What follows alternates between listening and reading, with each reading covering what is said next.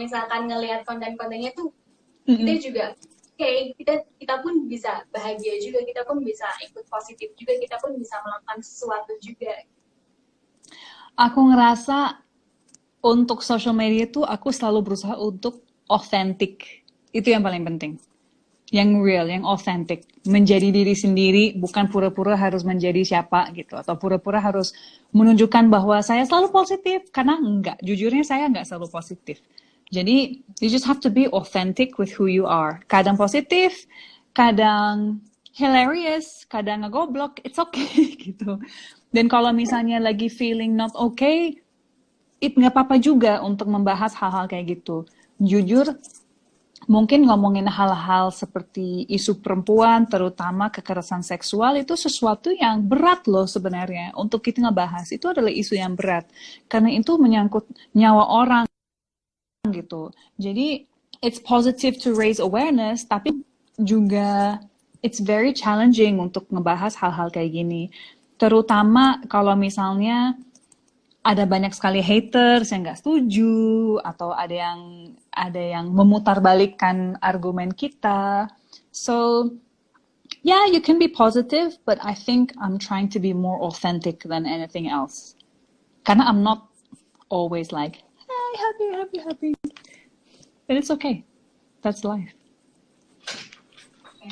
Emang sih moto yang untuk it's okay if now it's not okay itu emang bener gitu, karena kadang kalau kita positif terus nanti jatuhnya toxic positivity juga.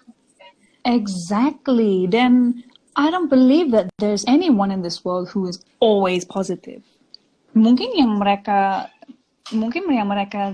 put on social media hanya yang positif, yang sebenarnya nggak apa-apa, itu prerogatif mereka. Tapi saya lebih concern kepada authenticity. Karena setiap manusia akan ada up and downs-nya gitu. Jadi nggak apa-apa juga kalau melewati yang the bad times and discussing those.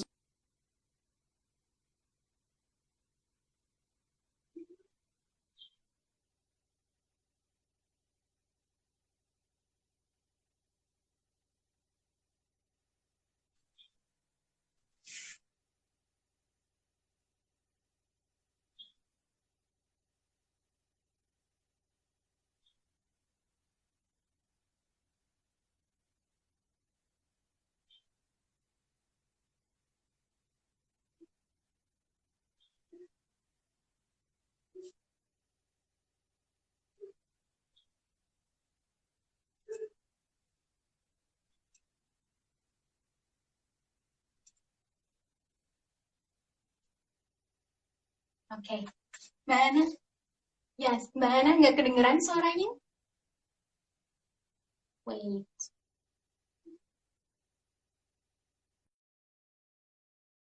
Oke, Mbak Hana. Hello. Okay, Nah, ya. Okay, I'm back. Masalah teknis, nggak ngerti deh gaptek. It's okay. Nah, Mbak Hana, gimana sih cara Mbak Hana untuk bisa ke posisi authenticity? Maksudnya apa? Dapat kekuatannya tuh dari mana sih? Karena memang nggak semua orang bisa authentic. Maksudnya menjadi authenticity seperti Mbak Hana. Kekuatannya tuh dari mana sih? Gimana ya? Gue selalu berusaha untuk jujur.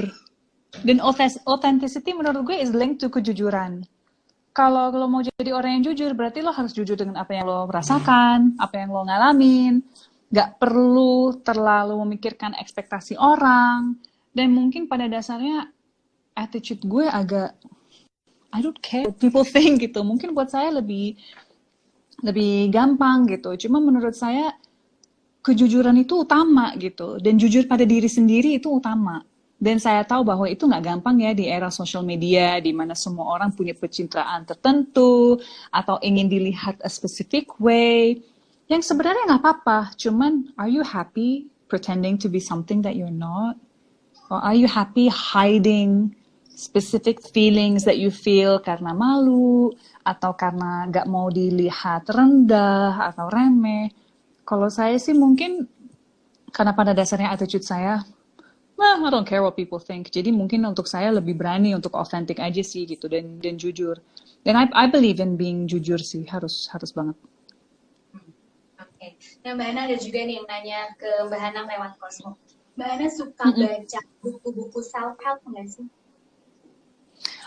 Self help jujur aku jarang banget, bahkan mungkin nggak pernah baca buku self help. Mungkin the only self help ish book I read is Imperfect by Meira, Ya. istrinya Ernest yang akhirnya dijadiin film. Menarik banget sih bukunya, cuman mungkin saya lebih tertarik kepada buku non-fiction sih, bukan self-help tapi lebih ke issues in general gitu. Aku suka banget non-fiction tentang sejarah, tentang isu-isu tertentu. Atau mungkin teman-teman punya rekomendasi buku self-help, maybe I can check them out. Oke. Nah, kalau tentang buku-buku tentang perempuan sendiri nih, Mbak Hana juga baca nggak sih? Sering baca-baca? Banyak juga sih, ada, aduh, apa aja ya, banyak banget. Salah satu favorit adalah, saya punya satu buku, Women in the Quran. Jadi itu adalah buku yang melihat penafsiran Quran dari perspektif perempuan gitu. Karena kalau kita lihat tafsir-tafsir yang ada, of course it's very patriarchal, it's very male oriented. Padahal kalau kita lihat Islam adalah agama yang sangat pro equality dan perempuan memang dimuliakan pada zaman Nabi gitu. So it's so interesting to read sesuatu dari perspektif perempuan.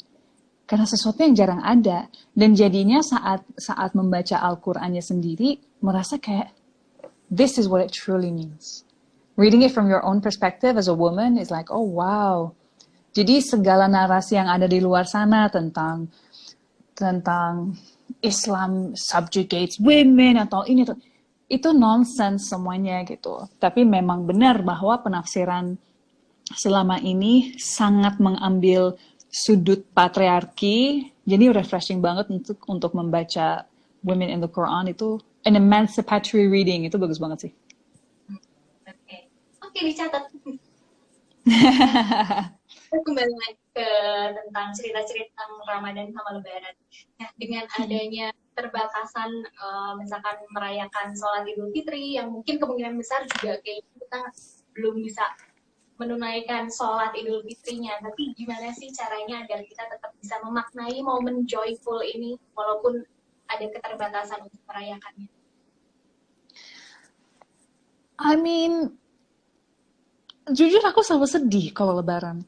Karena puasa itu sesuatu yang it's an amazing feeling gitu. Dan kadang merasa guilty dengan merayakan Lebaran tuh memang harus dirayakan.